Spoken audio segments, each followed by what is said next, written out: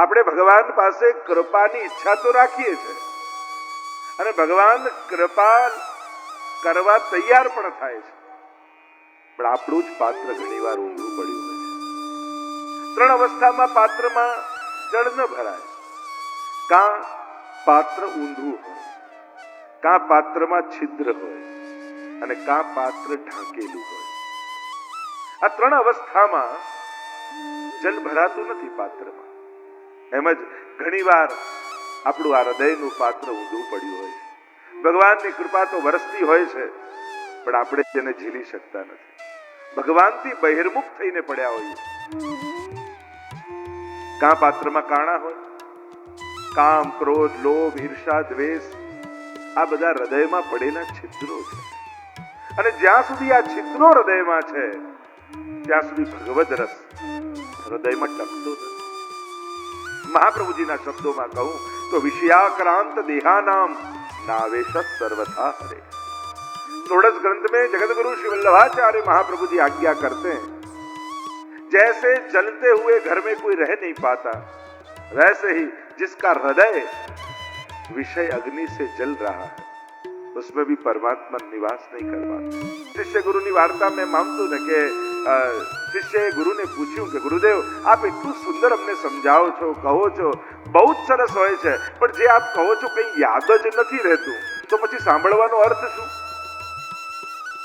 તો અમારે સાંભળવું જોઈએ કે ન સાંભળવું જોઈએ? ગુરુદેવ કહું આ બધી ચર્ચા તો પછી કરીશું. પેલો વાંસનો ટોપલો પડ્યો છે ને, એમાં થોડો કચરો પડ્યો છે, એને ઠાલવ અને એમાં પાણી ભરીને લાવ. અને થયું કે વાંસના ટોપલામાં પાણી ક્યાંથી ભરાય? હવે જે કંઈ પણ હતો બહુ ગંદો ટોપલો હતો, લઈને ચાલ્યો અને ગુરુએ કહ્યું તો હવે ઉઠાવી તો શકાય નહીં, એટલે વાંસનો ટોપલો લઈને આવ્યો, નદીમાં બોળે, પાણી ભરેલું દેખાય, જ્યાં બહાર કાઢે એટલે બધું ઢોળાય. એક વાર, બે વાર, ત્રણ વાર એમ થયું. ત્યારે એને થયું કે ગુરુદેવને જઈને કહી દઉં કે વાંસના ટોપલામાં આટલા છિદ્રો છે, આમાં જલ ક્યાંથી ભરાય? ત્યારે ગુરુદેવ પાસે આવીને કહ્યું કે ગુરુદેવ આપે કહ્યું તો આપની આજ્ઞા મેં ઉઠાવી નહીં, પણ આ વાંસના ટોપલામાં આટલા કાણા હોય, આમાં જળ ભરાય ક્યાંથી? પછી ભરવાનો અર્થ શું? ત્યારે ગુરુદેવે કહ્યું પાણી ભલે ભરાયું નહીં, પણ ટોપલો ચોખ્ખો તો થયો. એમ ઘણીવાર આપણા હૃદયમાં રહેલા છિદ્રો હોય, કદાચ ભરાય નહીં, પણ આ દિલ રૂપી ટોપલો ચોખ્ખો થાય છે એ ઓછું છે. ભગવદ કથામાં બેસવા માત્રથી મહાત્મ્યમાં કહ્યું મન શુદ્ધૈ ન વિદ્યતે, મનને પવિત્ર કરવાનું આનાથી ઉત્તમ બીજું કોઈ સાધન નથી. ભાગવત સાંભળવાથી મન પવિત્ર થાય છે. ગઈકાલે જે આપણે દર્શન કરી રહ્યા હતા, 3 શ્લોકમાં મંગલાચરણની ચર્ચા આપણે કરી હતી. પ્રથમ સ્કંદનો પ્રારંભ કર્યો હતો. નિગમ કલ્પતરોર ગલિતમ ફલમ શુકમુખાદ મૃત દ્રવ સંયુતમ પીબત ભાગવતમ રસમાલયમ મુહુરહો રસિકા ભુવિ ભાવુકા. વેદરૂપી કલ્પવૃક્ષ લાગેલું આ ગલિત ફળ છે. 4 પ્રકારના ફળ હોય: તોડેલું, તૂટેલું, પડેલું અને પાકેલું. તોડેલું ફળ એ વેદનો કર્મકાંડ છે. તૂટેલું ફળ એ જ્ઞાનકાંડ છે, જે પાકી ગયું છે. પણ આ તો ગલિત ફળ છે. વેદોનો સાર શ્રીમદ ભાગવતમાં છે. પણ હા, થડ ખાઈએ તો ગળ્યું ન લાગે, કેરી ખાઈએ એ ગળી લાગે. એમ સીધા વેદ પાસે જાઓ તો કદાચ બધાનો અધિકાર ન હોય, સમજમાં ના હોય, પણ એ જ વેદ રૂપી વૃક્ષ ઉપર એના સાર રૂપ ભાગવતનું ફળ લાગે તો એ પરમ મધુરું લાગે. પણ ભાગવતમાં વેદની બહારની કોઈ વાત નથી. વેદનો જ વિસ્તાર ભગવદ ગીતામાં, એનો જ વિસ્તાર બ્રહ્મસૂત્ર અને એનો જ વિસ્તાર શ્રીમદ ભાગવત છે. મહાપ્રભુજીએ ભાગવતજીને પણ પ્રમાણ ગ્રંથ રૂપે સ્વીકૃત કરાવ્યું. હિન્દુ સંસ્કૃતિમાં, હિન્દુ ધર્મમાં 3 ગ્રંથો પ્રમાણ ગ્રંથ મનાતા. પ્રમાણ મીન્સ ઓથેન્ટિક. ધર્મ અને અધર્મ કયા ગ્રંથને જોઈને નક્કી કરાય, સત્ય અને અસત્ય કયા ગ્રંથને જોઈને નક્કી કરાય. સંસ્કૃતમાં તો ઘણા ગ્રંથો છે, પણ દરેક ગ્રંથને ઓથેન્ટિક નથી મનાતા, પ્રમાણ ગ્રંથો નથી મનાતા. તો સંસ્કૃતની ભાષામાં કહું તો, આચાર્યોની ભાષામાં કહું તો પ્રત્યેક આચાર્યએ વેદ, બ્રહ્મસૂત્ર અને ગીતાજીને પ્રમાણ ગ્રંથ રૂપે સ્વીકાર્યા. પ્રમાણ ત્રય. અને મહાપ્રભુજીએ પ્રમાણ ચતુષ્ટયનો સ્વીકાર કર્યો. વેદાહ શ્રી કૃષ્ણ વાક્યાની વ્યાસ સૂત્રાણી ચૈવહી સમાધિ ભાષા વ્યાસસ્ય પ્રમાણમ તચ્ચતુષ્ટયમ. મહાપ્રભુજીએ પ્રમાણિત કર્યું કે જે વેદમાં છે એ જ બ્રહ્મસૂત્રમાં છે, એ જ ગીતામાં છે અને એનો જ વિસ્તાર શ્રીમદ ભાગવત છે. અને ભાગવતને પ્રમાણ ગ્રંથ રૂપે હિન્દુ ધર્મમાં કોઈ સ્થાન અપાવ્યું હોય તે શ્રી મહાપ્રભુજીએ અપાવ્યું. અહીંયા જે ચર્ચા કરવામાં આવી, મંગલાચરણ કરી નૈમિષારણ્યમાં લઈ ગયા વ્યાસજી. સત્રમ સ્વર્ગાય લોકાય, 1000 વર્ષ સુધી ચાલે એવો સત્ર આદરીને સૌનકાદી ઋષિઓ બિરાજમાન છે નૈમિષારણ્યમાં. નૈમિષારણ્ય ક્ષેત્ર છે.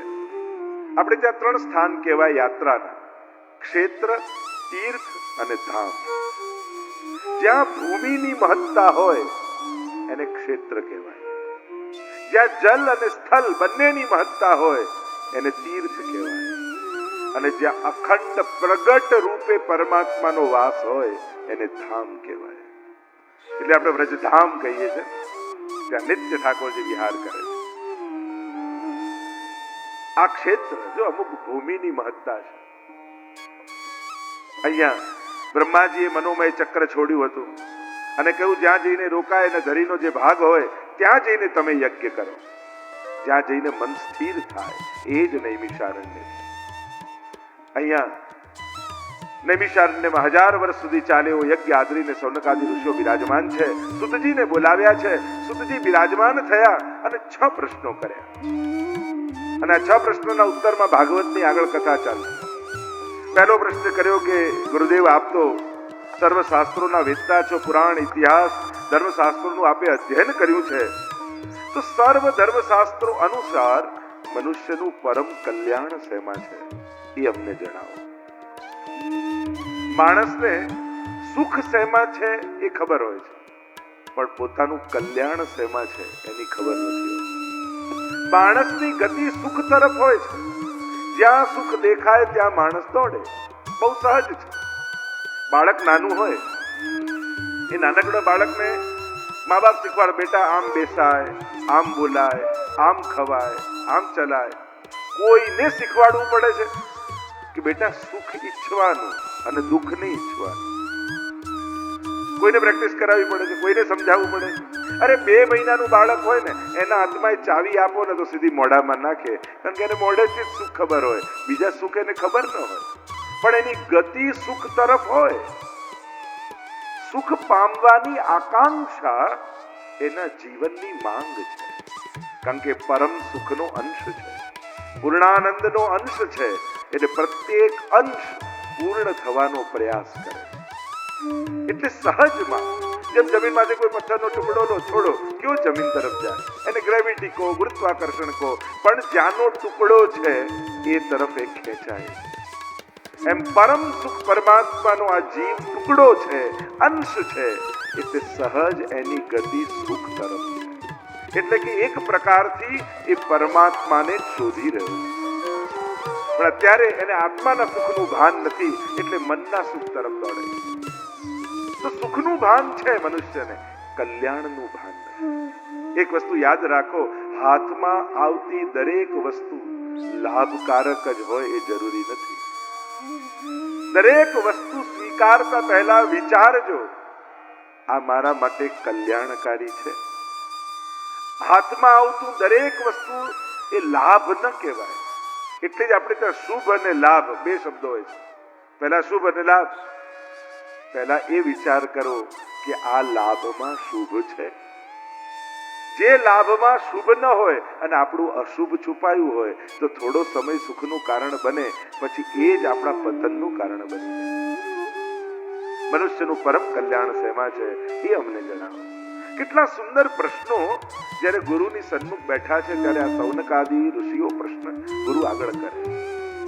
જ્યારે આપણે લૌકિક લઈને મહાપુરુષો પાસે જઈએ છીએ ને, તો એમનું મન પણ આપણે લૌકિક બનાવીને આવીએ છીએ.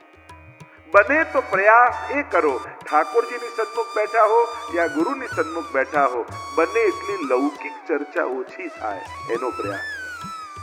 કારણ કે કમથી કમ સામેવાળાનું મન લૌકિક ન બનાવી દઈએ. એ સંયમ આપણે રાખો. લૌકિક વાત કરવાની ઘણી જગ્યાઓ છે. કમથી કમ તમે આટલું પેટ્રોલ બાળી, આટલું ચાલીને છેક હવેલીએ પહોંચો, ઠાકોરજીની સન્મુખ બેઠા હો, શેના માટે આપણે ગયા એ જ્યારે ભૂલી જઈએ છીએ તો ન કરવાનું કરીએ. ઘણી વાર ઘરે વૈષ્ણવ વાતો કરતા હોય, હમણાં તો કોઈ ગામના સમાચાર જ નથી, અઠવાડિયાથી હવેલી જ નથી જવાયું, એટલે આખા ગામના સમાચાર ત્યાં જ મળે. મૂળ વાત એ છે મારું કલ્યાણ. દરેક વૈષ્ણવને આ બે વસ્તુ આવડવી જોઈએ. બીજા કોઈ શાસ્ત્રો કઈ બહુ શ્લોકો કે કાંઈ યાદ ન રહે તો વાંધો નહીં, પણ આ બે વસ્તુ દરેક વૈષ્ણવને આવડવી જોઈએ, ક્યાં હા પાડવી અને ક્યાં ના પાડવી. આટલું જો શીખી જઈએ ને તો બધા શાસ્ત્રોનો સાર આવી જાય. કઈ વસ્તુમાં ના કહેવી અને કઈ વસ્તુમાં હા કહેવી. પરમ કલ્યાણ શેમાં છે અમને બતાવો. બીજો પ્રશ્ન કર્યો કે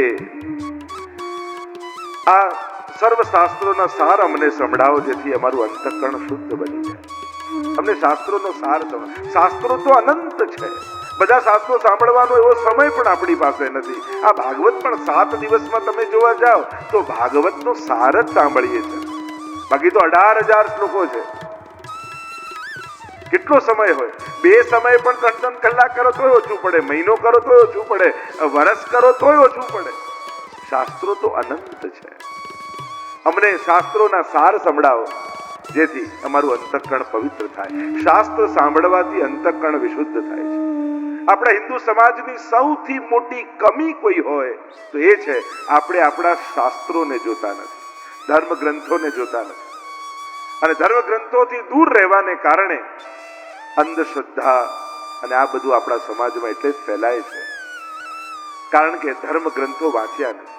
જેટલું મુસ્લિમ ભાઈઓને કુરાન વિશે ખબર છે, જેટલું ક્રિશ્ચિયન ભાઈઓને બાઇબલ વિશે ખબર છે, એટલું આપણા હિન્દુ ભાઈઓને ગીતાજી ને ભાગવતી વિશે ખબર નથી હોતી. અને આ બહુ કરુણતા છે. અને એટલે જ રોજ નવા નવા ભગવાન પેદા થાય, રોજ નવી નવી માન્યતાઓ આવે, રોજ નવી નવી ધારણાઓ અને શ્રદ્ધાઓ પેદા થાય. આનું મૂળ કારણ એ છે શાસ્ત્રોથી દૂર રહેવું.